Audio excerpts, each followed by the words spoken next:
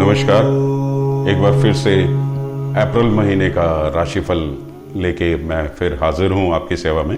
मुझको कई लोग लिख रहे हैं कि आप जो इंट्रोडक्शन है, जो पंचांग से संबंधित और अन्य जानकारियां जो आप पेश करते हैं वो बहुत विस्तृत होती हैं, किंतु राशि विशेष के लिए थोड़ा मैटर कम पड़ जाता है।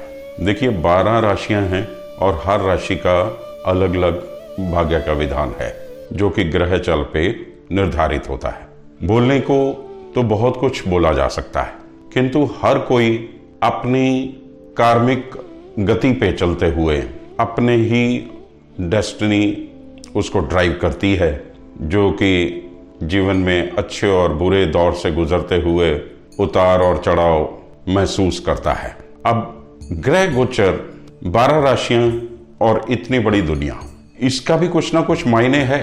हर जीव पे, हर प्राणी पे इसका, ग्रहों की चाल का कुछ ना कुछ असर जरूर पड़ता है। बट इसकी कंट्रीब्यूशन इतनी नहीं है कि हम इसको पूर्ण सत्य ही मान लें। इसकी कंट्रीब्यूशन हमारी डेस्टिनी में या हर इंडिविजुअल के लिए गोचर का इफेक्ट आप कह सकते हैं कि रुपए में 25 पैसे है, मतलब कि 25%। 75% तो हम अपने पंचांग, जो कि हमारा जन्म पंचांग है, जो हमारी जन्म कुंडली है, उसमें जो दशाएं महादशाएं हमारी चल रही हैं उन्हीं पे ही हम निर्धारित रहते हैं। और सबसे बड़ी बात कि उस परमात्मा ने कुछ चीज़ें अपने हाथ में रखी हुई हैं जो इस सिस्टम से भी परे जाके कई लोगों की जिंदगी में घटित होती हैं चमत्कार के रूप में।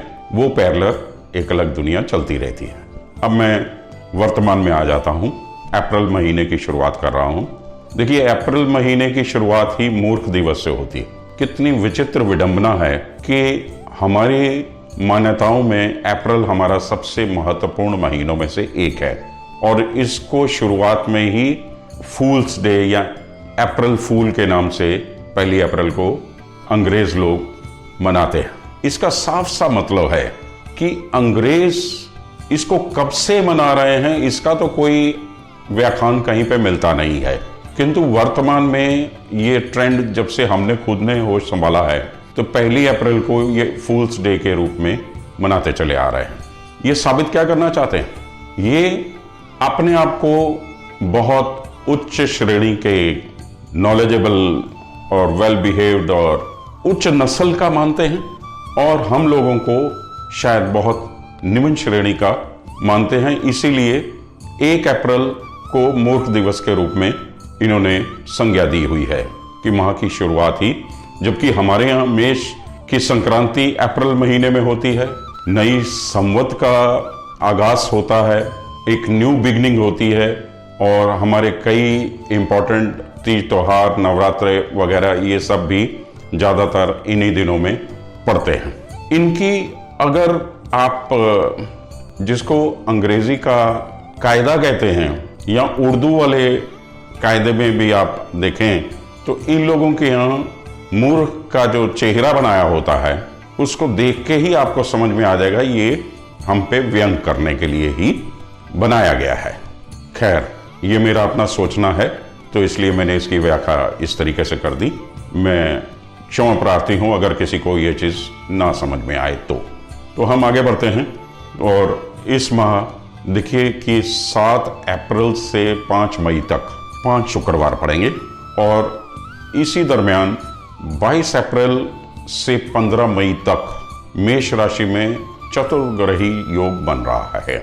बृहस्पति राहु की मौजूदगी रहेगी, गुरु चंडाल योग तो रहेगा ही। और इसके बाद देखिए कि मेष राशि पे कुंभ के स्वग्रही शनि की दृष्टि भी रहेगी। तो शनि बहुत बलवान चल रहे हैं। मेष राशि राहु के रहते हुए थोड़ी पीड़ित भी चल रही है। बृहस्पति के आगमन से थोड़ा जरूर मेष राशि को चैन मिलेगा, किंतु जनमानस के लिए ये स्थितियां इतनी बेहतर नहीं दिखाई दे रही हैं। नेचुरल कैलेमिटीज, भूकंप, विस्फोट, अग्निकांड, तूफान, कहीं सूखा, कहीं ओलावृष्टि, इस तरीके के अनइवन माहौल हमें देखने को मिलेगा कुदरत का कहर के रूप में।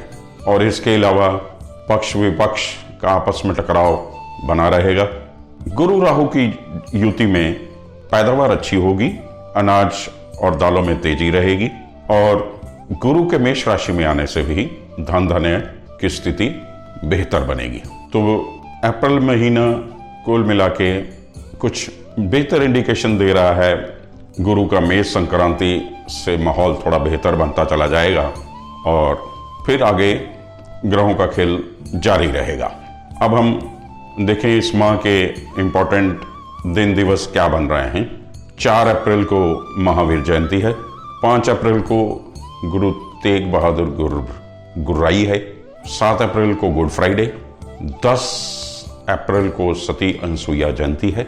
14 तारीख को 14 अप्रैल बैसाखी है, संक्रांति है सूर्य की, मेष संक्रांति। इसके अलावा 14 तारीख को अंबेडकर जयंती भी पड़ेगी। अब हिस्ट्री में बैसाखी 1919 की, जो कि 13 अप्रैल को थी, जिस दिन जलियांवाला बाग का कांड हुआ और कितने लोगों ने शहादत दी, ये कोई भूला नहीं है।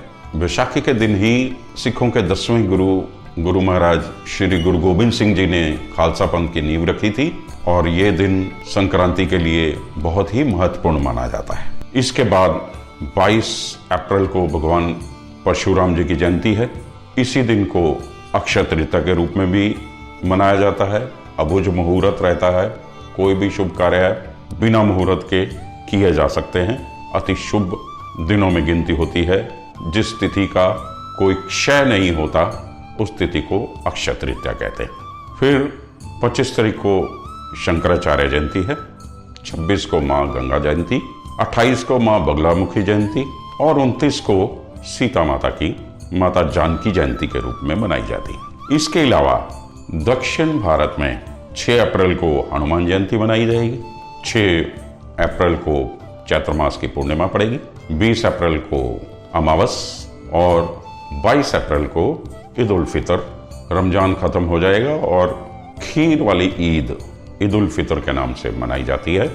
मुस्लिम समुदाय के अलावा सभी लोग भारतवर्ष में इसे मिलजुल के सेलिब्रेट करते हैं। ये तो थे त्योहार और अन्य इम्पोर्टेंट दिवस। अब हम ग्रहों की स्थिति पे भी चर्चा कर लेते हैं। मासारम में सूर्य मीन में रहेंगे और 14 तारीख को मेष संक्रांति करेंगे, और मासारम में चंद्रमा कर्क में रहेंगे और 12 राशियों का भ्रमण करते हुए मासांत तक सारी राशियों में घूम जाएंगे।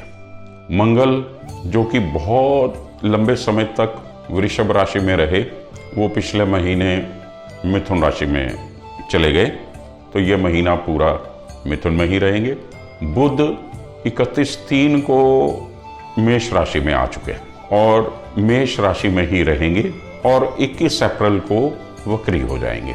गुरु मीन राशि में अपनी यात्रा समाप्त करेंगे और 21 अप्रैल को मेष राशि में प्रवेश कर जाएंगे।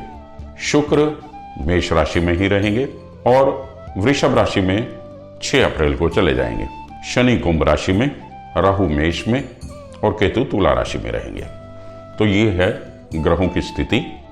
तो अब हम विभिन्न राशियों से संबंधित राशिफल का शुरुआत करते हैं। कन्या राशि। कन्या राशि के स्वामी बुध पहुंच गए 8वें घर में। बहुत कमजोर स्थिति है बुध की।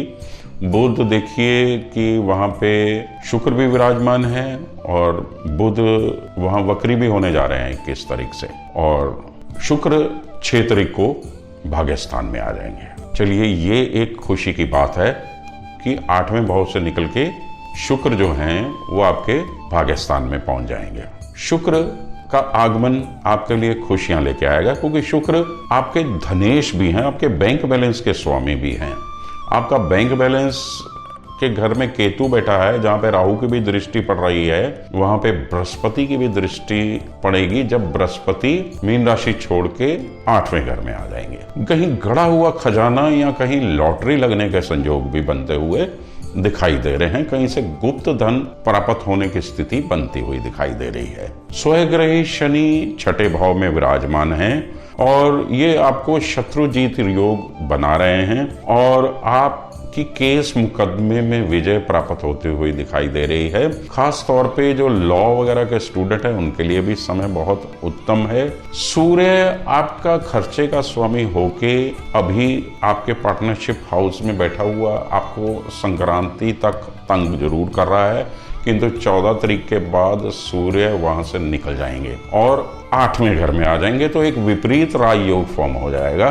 तो आपको सरकारी पक्ष से भी जो विपरीत परिस्थितियां बनी हुई हैं उसमें भी लाभ बनता हुआ दिखाई दे रहा है। मंगल आपके कर्म स्थान में विराजमान है, आपको बड़ी जिम्मेदारी मिलने जा रही है और आप उसको सहज स्वीकार करेंगे और जिसमें आपको अपने जौहर दिखाने का पूरा मौका मिलेगा। कम्युनिकेशन स्किल्स आपकी बहुत बेहतर हैं और उनसे आप अपने बढ़िया टीम बना के एक अच्छी टीम को लीड कर सकते हैं। उसकी क्वालिटीज अब आपकी उभर के सामने आने वाली हैं।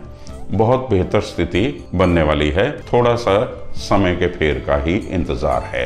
20-21 तारीख को चंद्राष्टम की स्थिति बनेगी। अब चंद्राष्टम की स्थिति में चंद्रमा बिल्कुल ही अस्त हो जाएगा, अमावस भी पड़ जाएगी और चंद्रमा तो हमारा धन का स्वामी है, तो चिंता का विषय थोड़ा सा तो बनता हुआ दिखाई दे रहा है। स्वास्थ्य संबंधित हमें थोड़ी सी सजग रहने की जरूरत है और एक अष्टमेश और दशमेश का भी एक्सचेंज फॉर्म हो रहा है। अष्टमेश आपका मंगल आपके कर्म स्थान में और कर्म स्थान का स्वामी और राशि का स्वामी बुध आपके अष्टम स्थान में चल रहे हैं, तो आपको थोड़ा अपना स्वास्थ्य के प्रति सचेत रहना होगा। मंगल की 4थी दृष्टि आपकी राशि पे पड़ रही है। आपको हार्ट संबंधित जिनको प्रॉब्लम है या जिनको हाई ब्लड प्रेशर रहता है या कुछ हाइपरटेंशन से संबंधित कोई रेगुलर अपनी मेडिकेशन करती रहना जरूरी है आपके लिए। मंगल बहुत बलवान हो चुके हैं, एग्रेसिव हो गए हैं, मंगल दिग्बली मंगल हैं, तो इसलिए आपको सचेत रहने की जरूरत है। श्री दुर्गा सप्तशती में दुर्गा कवच का पाठ करें, महामाई की आप पे कृपा होएगी, आपको भरपूर फायदा होएगा। धन्यवाद।